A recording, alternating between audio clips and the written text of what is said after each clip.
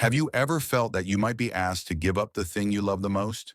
Something you dreamed of for years, prayed for with tears every night, and now you're told, let it go. Offer it with your own hands. This is not just a story in a book. This is Karawiyon, the greatest story of sacrifice in human history. The story of a man who faced the devil, overcame emotion, and triumphed through faith. The story of a prophet who was commanded by God to sacrifice his son. And the story of a boy who didn't cry, didn't run, but said, "Oh, my Father, do as you are commanded."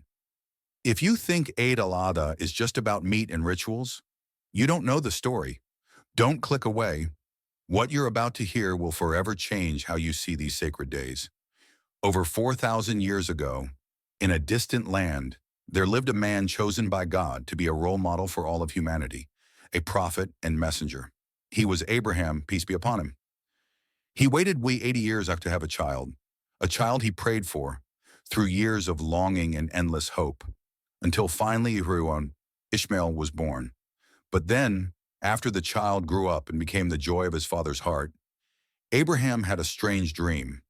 He saw himself slaughtering his own son. At first he thought it was just a nightmare, but the dream came again, and again, 3 nights in a row. Then he understood. This was a command from God. Can you imagine what happened in Abraham's heart? How could he carry out such a command? This wasn't just his son, it was the dream he waited for his entire life. Abraham was not a coward, but he was a father, and the heart of a father is not made of stone. And yet, he didn't hesitate. He wanted to give everything to God, even if that everything was his son. As he prepared to carry out the divine command, Satan appeared. "What are you doing? Are you insane? Sacrificing your own son?" But Abraham didn't listen. He threw stones at him. Then Satan appeared to his wife, then to Ishmael, but they all stood firm. If this is God's command, we will not turn away. This is why stoning the devil during Hajj reminds us of this powerful moment in history. Abraham approached his son and said, "My son, I have seen in a dream that I must sacrifice you.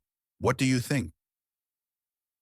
Imagine the child looking into his father's eyes, then smiling and saying, "Oh, my father, do as you are commanded.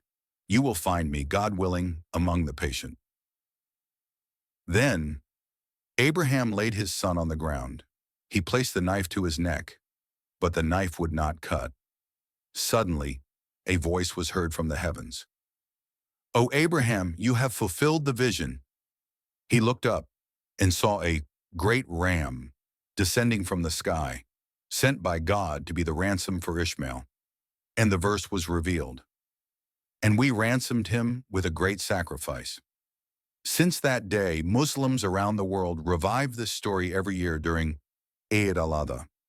Eid al-Adha is not just about meat, it's a lesson in faith, obedience, and self-sacrifice, a lesson in resisting temptation and defeating the whispers of doubt, a reminder that God's pleasure must come above all else.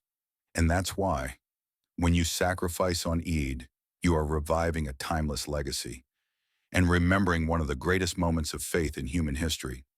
If this story moved your heart even for a moment, don't forget to support us by subscribing to the channel and turning on the notification bell so you don't miss the stories that strengthen your faith and touch your soul.